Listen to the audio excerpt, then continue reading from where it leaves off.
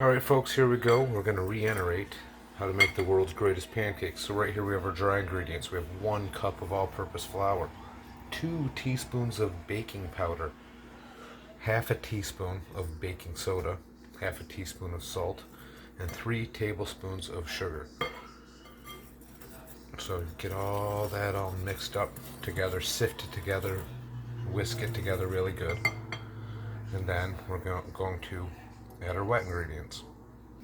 For wet ingredients, we're making a homemade buttermilk. You can use buttermilk, or you can make a clobbered milk, as they like to call it. So we're taking 1 cup of whole milk. The higher the fat content, the better. So 1 cup of whole milk, and we're going to take 1 tablespoon of apple cider vinegar. You can use a tablespoon of lemon juice. You can use a tablespoon of sour cream, anything, or buttermilk. You don't even have to use buttermilk, but it makes for a much better pancake. So anyway, we got the buttermilk, 1 cup, 1 egg, and we're going to use 2 tablespoons of vegetable oil. So we added our apple cider vinegar to our milk. Now you want this to get all curdled up. The purpose for this is going to kick start the leavening process in your pancakes, making for a higher rising, more tender pancake. It really is the key, and it gives it a suitable buttery taste. So I warmed up the milk a little bit. You want to warm your milk up. You don't want to use cold milk. None of your ingredients should be cold. Everything should be at room temperature. So the milk was warmed up for about 15 seconds in the microwave. You can warm it on the stove, let it get room temperature, but warmer the better. Then you add your tablespoon of apple cider vinegar and you let that set. So now we have all our wet ingredients, and we're going to mix all these together. We're going to slightly beat up the egg.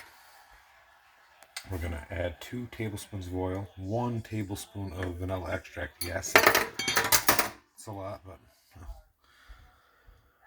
I like a nice flavor. Then we're going to add the buttermilk. Mix all this together, and I'll show you what to do next. Now I'm going to show you the most important step.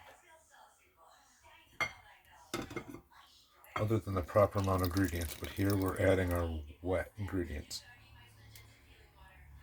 We're just mixing together slightly. There's still going to be lumps. That's it.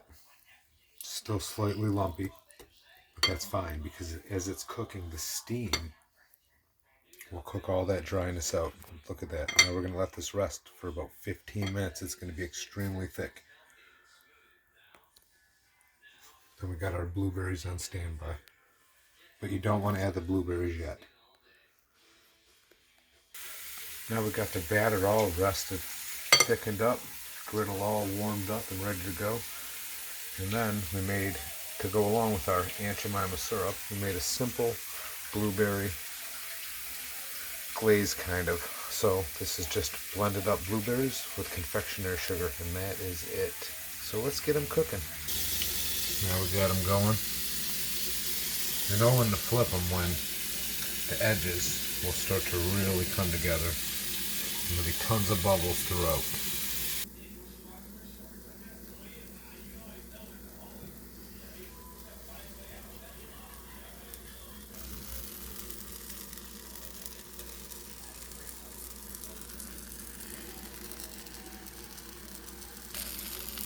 It's almost time to flip these bad boys over.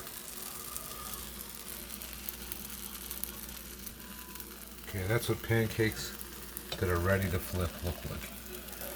See all the bubbles? You're not trying to cook it 50% through and then flip it and cook it another 50%. You really want to cook it like 70 to 80%, then flip it and finish it. The perfect flip.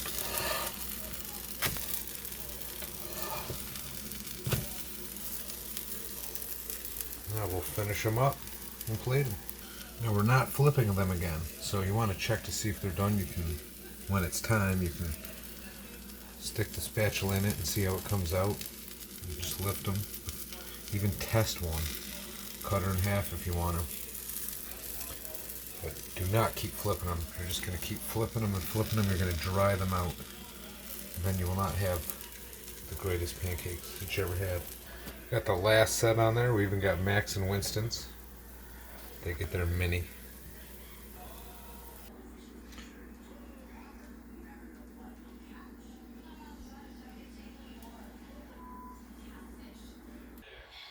The boys are very excited for their own.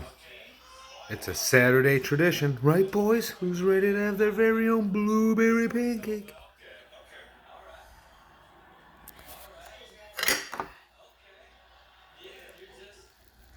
Blueberry goodness.